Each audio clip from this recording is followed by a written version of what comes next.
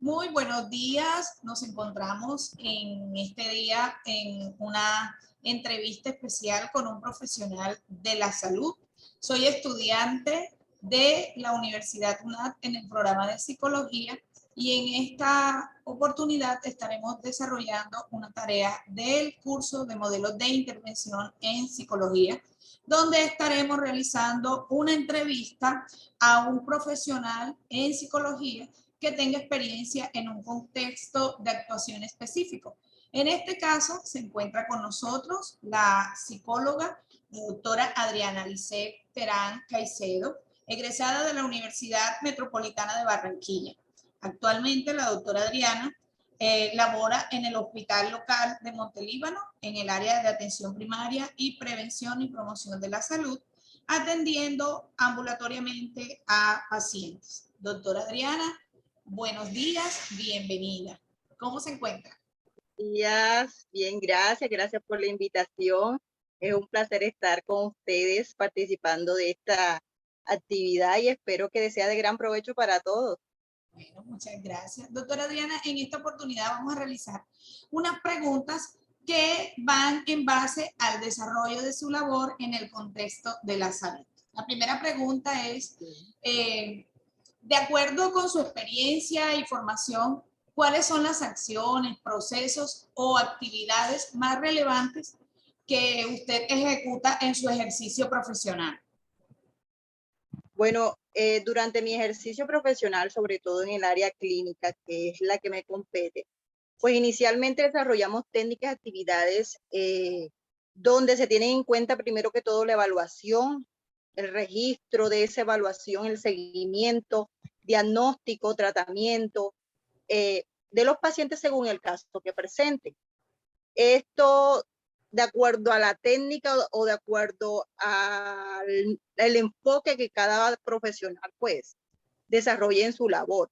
En mi caso, particularmente, inicialmente se hace el proceso de evaluación, luego diagnóstico, seguimiento y también de una otra manera la identificación o diagnóstico de ese trastorno que padece el paciente o también de características de comportamientos anormales o patológicos que afectan el estilo de vida del paciente, porque no todas las veces se trata de un trastorno, simplemente hay que abordar al paciente para identificar, de acuerdo a la entrevista, a la evaluación, pues un diagnóstico y por ende un tratamiento adecuado a ese diagnóstico. Excelente. Doctora, ¿de qué manera se evidencia el componente ético en este contexto, en su caso, en el área de la salud? Ok, en nuestra labor el componente ético lo fijamos nosotros los profesionales de acuerdo a lo que está bien y adecuado y de acuerdo a lo que está mal e inadecuado dentro de nuestro ejercicio en la práctica clínica, ¿cierto? Este componente se ve reflejado en el respeto que nosotros inicialmente tenemos hacia nuestro paciente, una relación sana entre terapeuta y paciente, el respeto también del trabajo de los demás colegas, la identificación de las necesidades prioritarias del paciente, expresándole al paciente el beneficio del tratamiento y también las desventajas o riesgos de ese tratamiento, dándole la facilidad y permitiéndole al paciente tener esa libertad y el respeto por la confidencialidad del paciente. También es importante no ejercer dominio sobre el paciente, respetando su voluntad, que él mismo dirija pues el proceso de tratamiento como tal. También se le tiene que identificar las estrategias, las herramientas, las técnicas a las cuales nosotros estamos ya preparados para abordar, pero es importante que ellos conozcan estas técnicas para saber si ellos están de acuerdo con el proceso que se va a establecer. También se le brinda psicoeducación y es importante que ellos sepan de qué se trata su condición, porque muchos desconocen qué está pasando, desconocen el diagnóstico, qué significa o de qué se trata ese diagnóstico, y por eso es importante que ellos reciban psicoeducación sobre esto para que de una u otra manera no sientan que el terapeuta ejerce dominio sobre ellos. Porque ahí estaríamos de pronto ejerciendo mal nuestra labor al nosotros no brindarle la información adecuada al paciente. Es importante que nosotros le brindemos una información fidedigna a estos pacientes. En pocas palabras, nos toca desarrollar entre paciente y profesional la confianza, ¿no? Para que él pueda también depositar en cada uno de nosotros esa necesidad que realmente él está teniendo y necesita una ayuda profesional. Claro que sí, en el proceso terapéutico es importantísimo el nivel de confianza que se logre establecer con el paciente, porque aquí no se trata de ejercer autoridad sobre el paciente, aquí se trata de involucrarnos en el proceso terapéutico para que éste sienta que somos parte importante, somos un equipo en ese proceso de recuperación. No se sienta como obligado a llevar a cabo unas recomendaciones, unas estrategias o herramientas establecidas rígidamente por un profesional, sino que él mismo se siente involucrado y se sienta parte importante de su proceso de recuperación. Excelente, doctora, maravilloso. Mira, hay otra pregunta para usted. ¿Desde cuál de los enfoques psicológicos orienta las acciones que desempeñan en su contexto? En el ejercicio de la labor es importantísimo tener claro el enfoque que se va a utilizar, porque teniendo claro esto, tenemos que identificar qué se hace más viable y qué facilita el proceso de recuperación del paciente. En mi caso, en la práctica de la salud, en la práctica clínica más que todo, pues frecuento mucho utilizar el enfoque cognitivo-conductual. ¿Por qué? Porque esto es un enfoque claro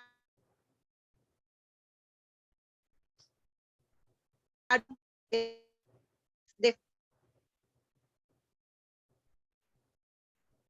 facilita de pronto en mi labor diaria del paciente, porque es un proceso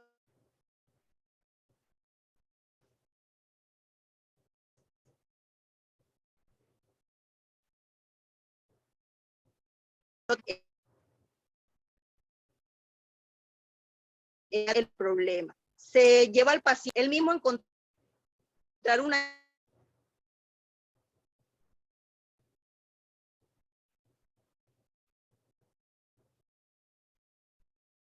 Sí, doctora, no hay problema. Sé que el internet nos está molestando un poquito.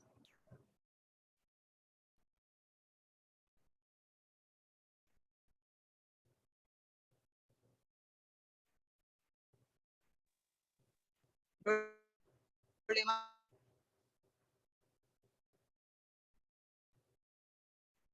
Conexión.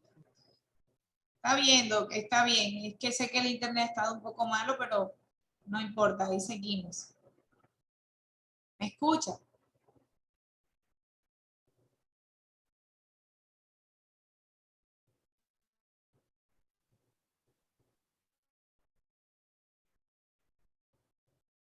Hola, Doc.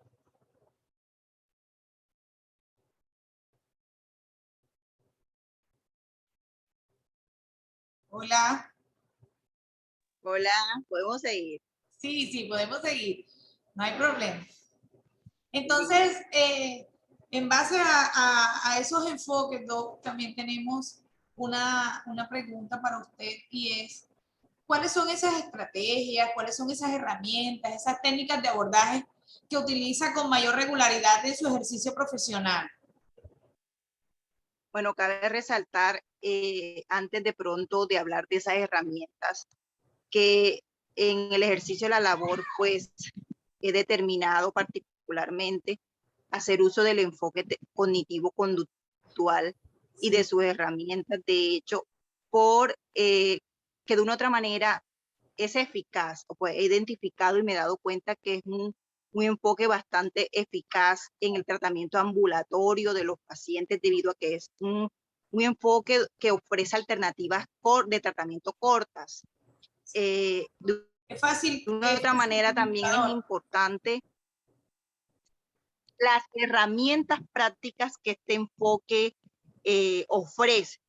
Y la verdad es que genera muy buenas alternativas de tratamiento para los pacientes porque se hace de manera práctica, con resultados viables, medibles y de corta duración. Por ejemplo, en mi caso utilizo mucho lo que es la técnica de reestructuración cognitiva. ¿De qué se trata eso? Se conduce al paciente a cambiar esos pensamientos negativos, esos pensamientos distorsionados, y se le lleva a escoger una opción más adecuada de pensamientos positivos, de pensamientos adecuados conforme a las necesidades que tiene este paciente en su entorno.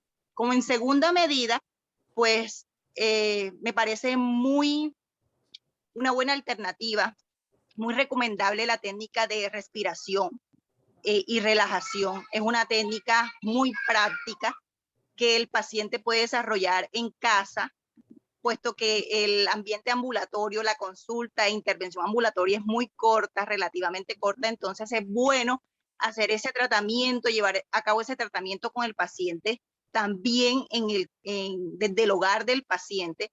Y entonces esta técnica es muy viable, ¿por qué? Porque se le enseña al paciente a reducir los síntomas a nivel fisiológico, controlando estos síntomas y logrando que el organismo se conduzca a un nivel de relajación óptima a través de la respiración. También es bueno y he visto muy buenos resultados en la técnica de resolución de conflictos, que busca de una u otra manera identificar primeramente cuál es el problema.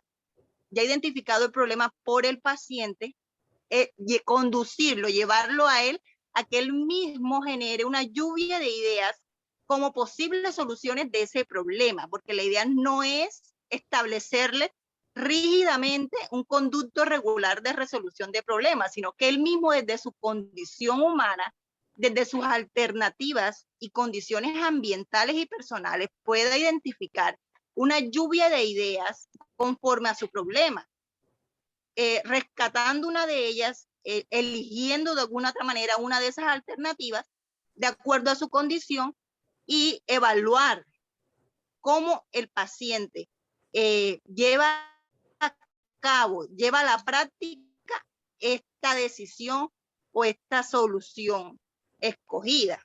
Entonces me parece particularmente desde mi profesión, ¿no? del ejercicio de mi profesión, es muy práctico porque la verdad no gozo del tiempo suficiente para abordar a mis pacientes en el área ambulatoria. Gozamos aproximadamente de media hora de abordaje y de una u otra manera, por eso es importante hacer uso de esas técnicas que son prácticas, son viables, son un buen recurso y son de resultados cortos y muy prácticos, tanto para el paciente como para el terapeuta, porque es importante para nosotros que el abordaje tenga unos resultados exitosos, que se pueda lograr el objetivo con el paciente. Esa es la idea, ¿verdad? Me parece excelente y más cuando la gente no solamente se sujeta al tiempo del profesional, sino que puede empezar a desarrollar todo este tipo de técnicas, de prácticas y usar sus herramientas desde su propia casa. También yo lo llamaría como un privilegio, ¿verdad?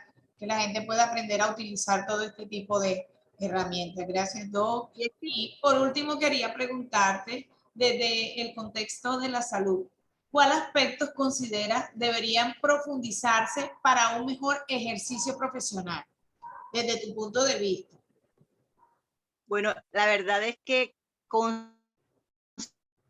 considero muy particularmente que hay gran importancia, o sea, realmente se necesita hacer mayor énfasis en el área de prevención de la enfermedad como tal.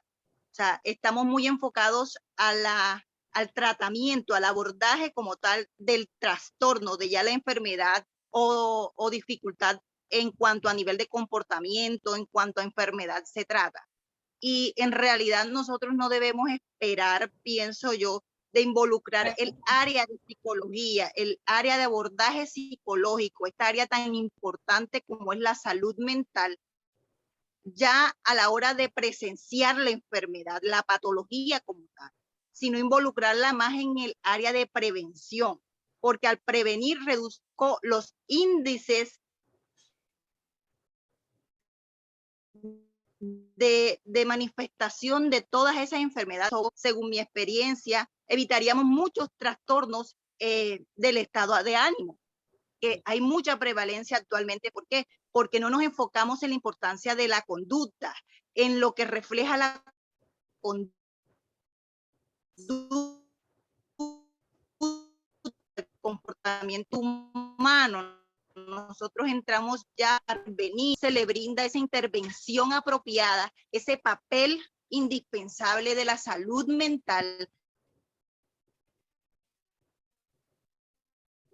de los profesionales de la salud mental, los psicológicos se trata, sino también, además de los trastornos del estado de ánimo que son tan prevalentes, sería importante la prevención para reducir los índices de prevalencia de estos trastornos, como también en la parte física, en la parte orgánica, estaríamos evitando de una u otra manera muchas enfermedades cardiovasculares, muchas enfermedades como la obesidad, como la diabetes, la hipertensión. No entraríamos ya a intervenir como parte del control normal de la enfermedad, sino que entraríamos a ejercer un papel importante en la prevención de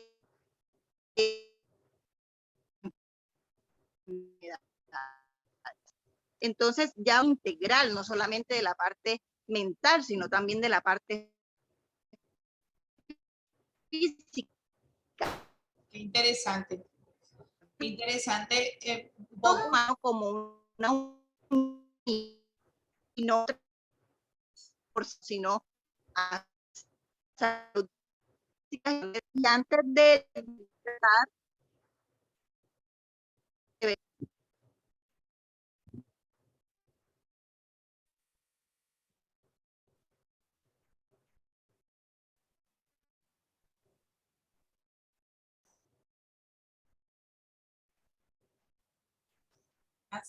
la dos es muy interesante. Bueno, pido disculpas porque el internet no nos ayudó mucho. Nos encontramos en lugares diferentes, pero muy interesante toda la manifestación, Doc, que has hecho para nosotros en esta mañana. Y me quedo con ese mensaje de que en realidad nosotros deberíamos enfocarnos más en la prevención antes que en la curación, porque en verdad ahora mismo en cuanto a la salud mental se han desarrollado una cantidad de trastornos y la gente está tan angustiada. Personalmente tengo familias, conozco muchas familias con problemas de sus hijos, con déficit de atención, con el desarrollo del autismo en este tiempo. Y yo creo que todas esas cosas se pueden prevenir cuando nosotros tenemos conocimiento de todas estas técnicas, de cómo manejarnos dentro de casa. Son muchos los trastornos que se pueden prevenir, pero en verdad no nos estamos enfocando en la prevención, sino en la curación. Y yo creo que cuando ya llegamos a la curación, pues el proceso es mucho más doloroso, ¿verdad? Entonces, gracias, Doc, por ese consejo, gracias por tu participación en nuestra formación como profesional de psicología y bueno, vamos para allá, para tu nivel. Que Dios te bendiga, te mando un gran abrazo. En verdad, muchas gracias.